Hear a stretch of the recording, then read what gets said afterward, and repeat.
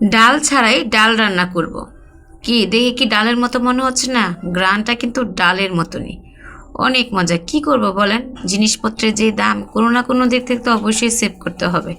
কারণ ওই যে একই কথা শুনতে হয় আমাদের, এত বাজার করি কি করো জানো জিনিসপত্রের কি দাম।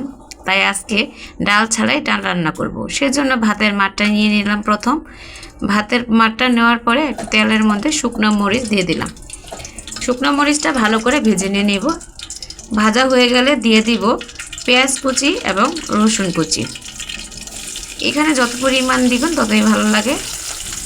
আমি পেঁয়াজ এবং রসুন কুচি দিয়ে দিলাম, দিয়ে এটাকে আবার ভালো করে নেড়ে চেড়ে নিয়ে নেব।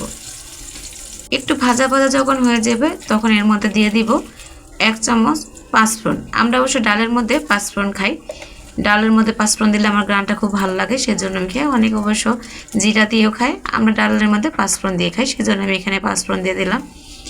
ভাজা যখন হয়ে যাবে সব কিছু, তখন দিয়ে দিব পরিমাণ মতন হলুদের গুঁড়া ও স্বাদ মতন লবণ।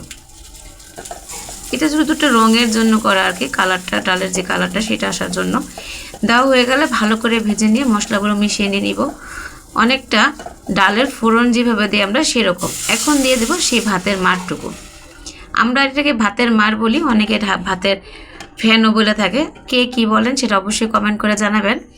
দেওয়া হয়ে গেলে যদি মনে হয় যে না ভাতের মারটা একটু ঘন হয়ে গেছে, তখন ওই বাটির যেটুকু একটু পানি দিয়ে ধুয়ে সেটা আবার দিয়ে দিব।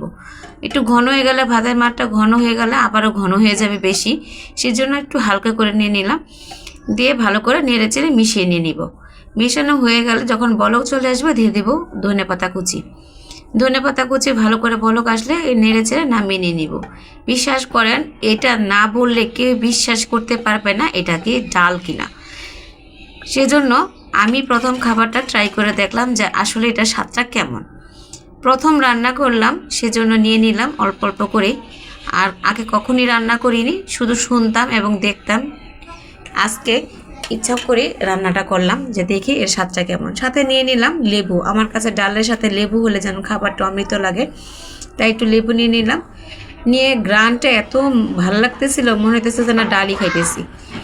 নিয়ে নিলাম সাথে কাঁচামরিচও, ঝাল কম হয়েছিল তাই কাঁচামরিচ নিয়ে খেতে বসলাম।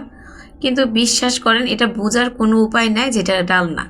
ভাতের মার তো আসলে খাওয়া ভালো। আগে তো সবাই ভাতের মার খেত, যারা রাইস কুকারে ভাত রান্না করে তাদের অবশ্য বসানো ভাত যারা রান্না করে তারাও ভাতের মারটা একবারে শুকিয়ে ভাতের সাথে মিশে যায়। আর আমরা যারা ভাতের মার গেলে ভাত খাই তারা শুধু মারটা ফেলে দেয়।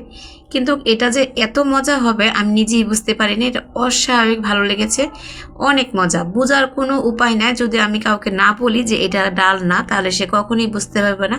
পুরাটাই ডালের ফ্লেভার। আর বিশেষ করে আমি যেহেতু পাঁচফোড়ন দিয়েছি, আমরা ডালের মধ্যে অবশ্যই পাঁচফোড়নটা দিই, সেজন্য বোঝার কোনো চান্সই ছিল না যে এইখানে কোনো ডাল নেই।